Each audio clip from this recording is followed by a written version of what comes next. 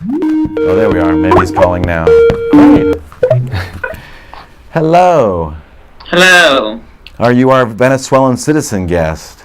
Yes. So tell us a little bit about Venezuela then, because I was just saying that, and we're going to, of course, protect your identity through our journalistic legal matrix we have here, but we wanted to get a really candid view of what is going on in Venezuela, and I know that it's very much limited to social media. So could you tell us a little bit about what is going on there right now? Well, what started as a protest by students because of high crime, insecurity, and shortages of basic goods turned out to be a very dangerous situation, because in a lot of this march of these protesters, a lot of collectivos were mixed into the protesters, and guns were used, and some people died. I think as of today, there are about 21 or 22 people that died because of all these protesters that are going on there. What is a colectivo? You mentioned the word colectivo. What is that? Collectivos are a form of parliament of groups that are aided by the government. They are armed by the government to repress people. So how do they repress people? Well, they showed up in these marches, and they pretty much pull their guns and start shooting, and try to end a pacific demonstration by killing some people, and then they're blaming and saying that the students are armed, but in reality the students are not armed.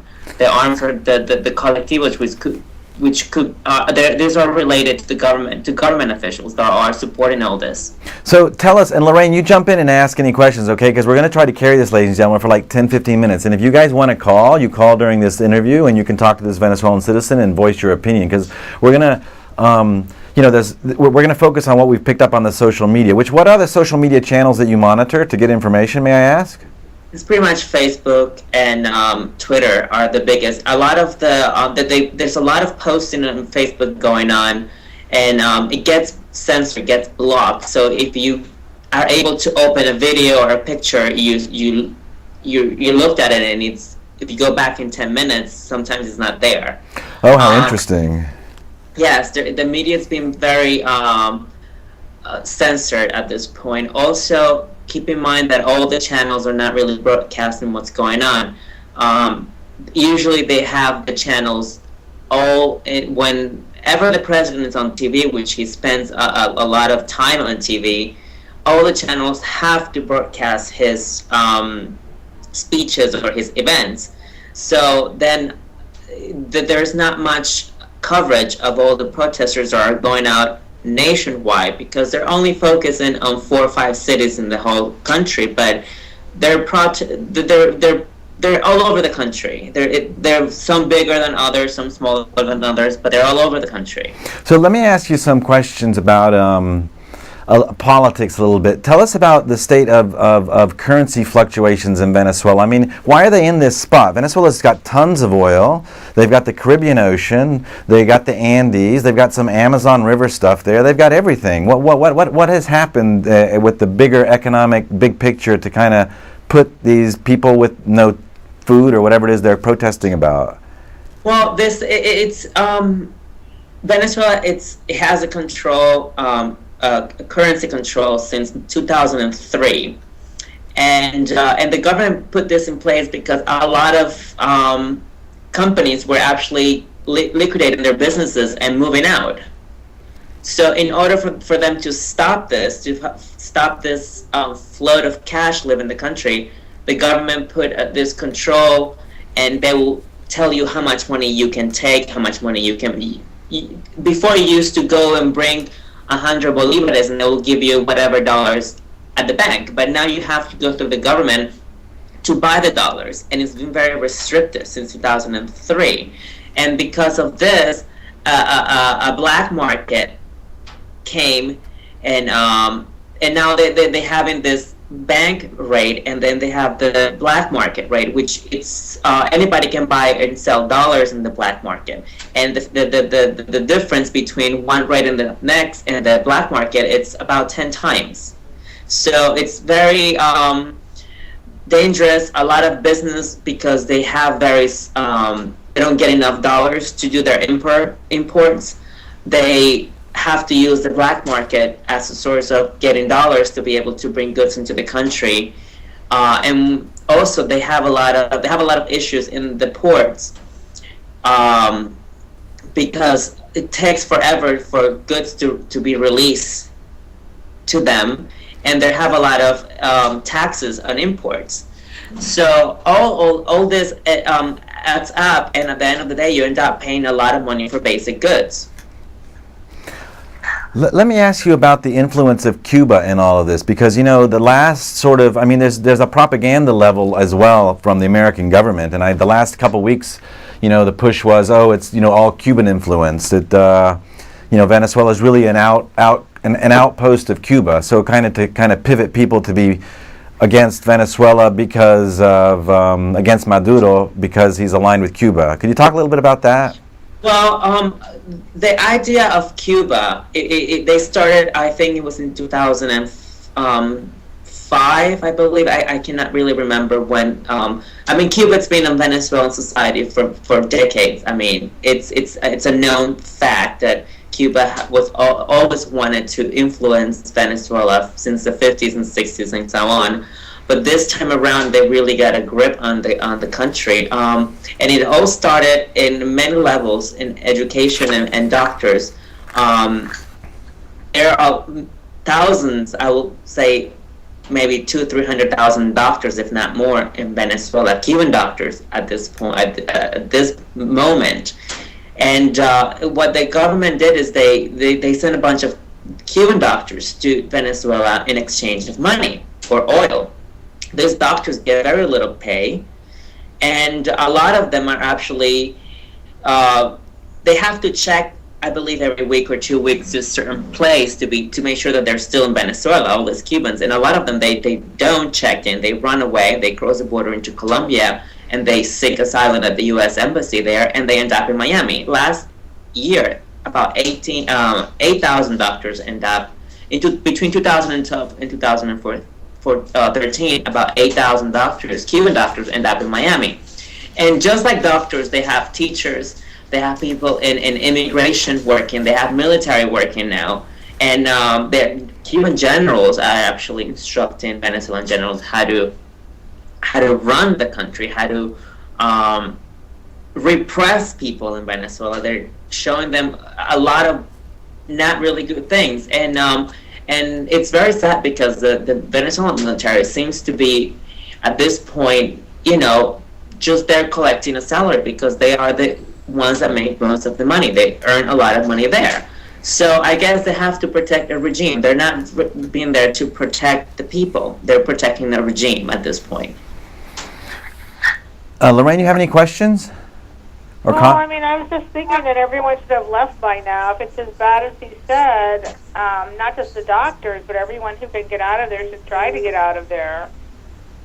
Well, when you said everybody to get out of there, it's very hard to get out of there. One, if you are Venezuelan, for example, and you are a mother, and if it's a couple and they have kids, what are they going to do? Run away and leave their goods behind to go to another country? And how do you get out of the country? One, if you go to a travel agency today to purchase an airfare ticket to go to Miami or to go to Madrid or wherever you want to go, wherever you have families, most likely you will not be able to buy a ticket within 6 to 7 months from now because there aren't any tickets. The airlines are actually cutting the amount of flights they have weekly to Venezuela as we speak, because the government has a debt of over $3.5 billion to the airline industry, from American airliners to European airliners to South American airliners. They are heavily indebted with all these airlines. So that's one thing. If you sell your apartment, what are you going to do with all this Bolivar that you're going to get? Because you will not be able to buy these dollars unless you buy them on the black market at an astronomical rate. So you're going to get very little money at the end of the day to move to another country and relocate. Or it's a very hard, it's a lot easier to say than actually doing it. Okay, well, there's your answer, Lorraine. I wanted to ask, wasn't Maduro elected though recently, and wasn't Yes. and just hold on one second. When Chavez Yeah. died, apparently Chavez died on March 5th. There's a lot of questions about this. It was said that even when they had his funeral and all this head of state showed up on Venezuela, it was in the news, and this is what I remember, that even Argentinian president. She was very concerned because she thought it was a toy. It was a doll that was in this coffin. It was not actually Chavez. A lot of people have a lot of issues regarding the way he died. Nobody believes that he died on March 5th because he just disappeared and from December and was not seen since. Then you have that. Then the Constitution of Venezuela was actually not followed. They violated the Constitution. As per the Constitution, once Chavez died, the president of the National Assembly was supposed to take he was supposed to lead the government. But because Chavez designated his vice president, that's who took over, which was Maduro. So even Chavez, before he died, he violated the same constitution that he redrafted. So that's something that upset the population, because if the government is not following the constitution themselves, they're not following this, how do you expect them to follow it in other things? So that's one thing. Then we have the elections of Maduro in April, and it was very narrow. It was less than 2%. And it was supposed to be a recall of votes, and not even 15 to 20% of the votes were recounted. Apparently, a lot of boxes were missing. They had issues. At the end of the day, the electoral division of the government, the CNA, they refused to do an accounting. So that's where there is this belief that the elections were clean and that Maduro was really elected. Lorraine, you have a question? Well, you said that the students started the protest. Are any of the students leaving? Can they get out?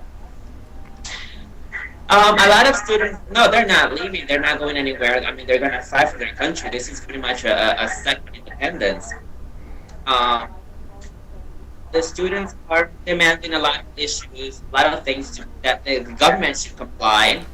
And the only way to really end this in a pacific way is that first, other head of state, they have to stop looking the other way, because just because they're getting some barrels of oil a day at very cheap, or with 1% interest rate for 25 years, they're just looking the other way and they're not saying anything.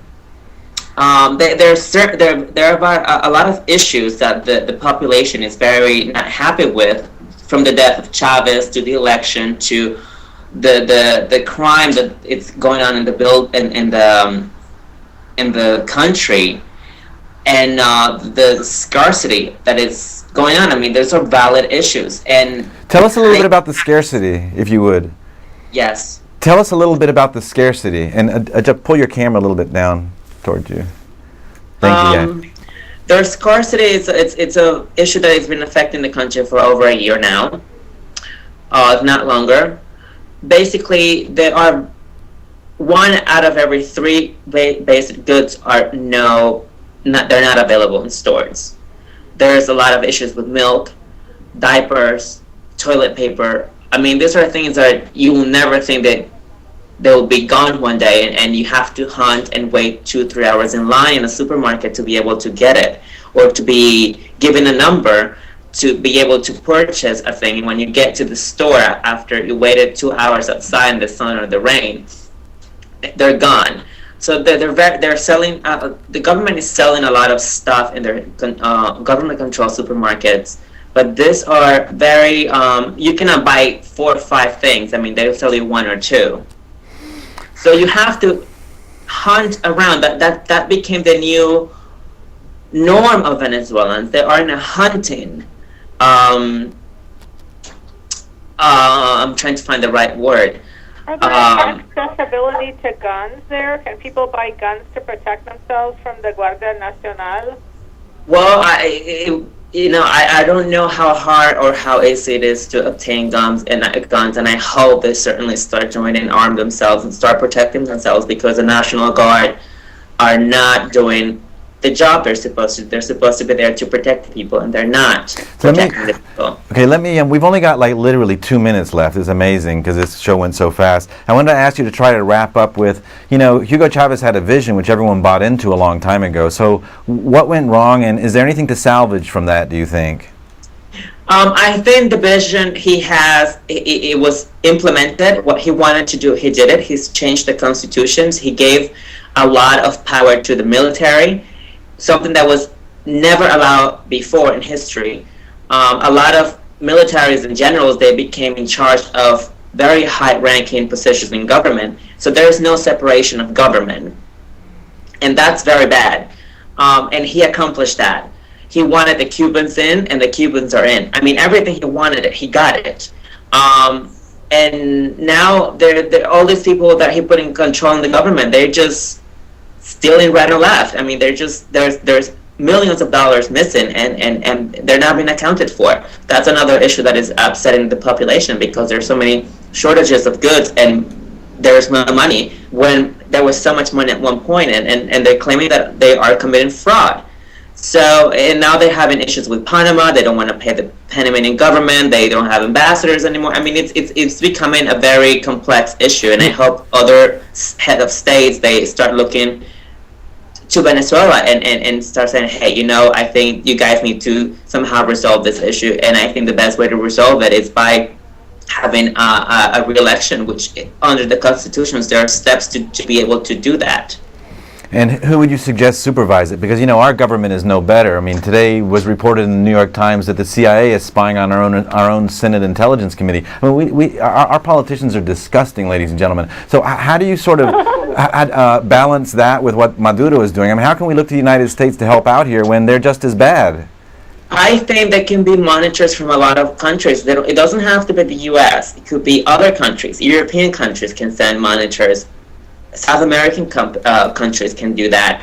And the most important thing, I believe, they have to stop doing computerized voting, because this can be easily altered.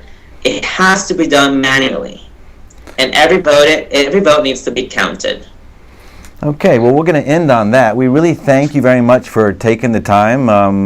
Our Venezuelan citizen, we won't name you, for taking the risk to come on the air and tell us these things. And we look forward to hearing from you later on when maybe circumstances change and are a little better, okay? So thanks very much. Thank you for having me. Okay, take care. Okay, ladies and gentlemen. So, Lorraine, did you like that interview? It just sounds like they're going to need a revolution or something. It sounds like it. Okay, ladies and gentlemen, we're not going to play the video. We don't have time, Drew. We're just going to go actually 30 seconds so you can put up the background slide in the Times Square and play the music bed and keep me live during all that. We'll just say goodbye in 20 seconds. Lorraine, it was a great show. Drew, I want to thank you very much for doing this. You did it by the seat of your pants, and you did a fantastic job, much better than I could. And the rest of you, NYC listeners, viewers, we hope you enjoyed the show. We know you didn't call, but I'm sure you were listening. Peace, love. Next Wednesday. If it's Wednesday, it's what really matters, NYC.